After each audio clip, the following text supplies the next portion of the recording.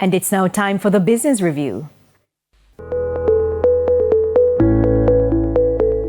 This seemingly strange-looking device is changing the way companies collect data to improve their business. It uses advanced neuroscience to mathematically gather objective data, a concept being pushed by Orbital Brands Science. And as Adrian Dunkley, co-founder and chief science officer, tells us, technology is what drives this business. Effective thing of it, like we're measuring the brain signals to understand the reactions, the emotions of individuals. As for how it works, we use neuroscience techniques, traditional market research, artificial intelligence, data science, combination of different approaches. So you don't have one answer to the question, you have all the possible answers to the questions to make the best decision that you can possibly make.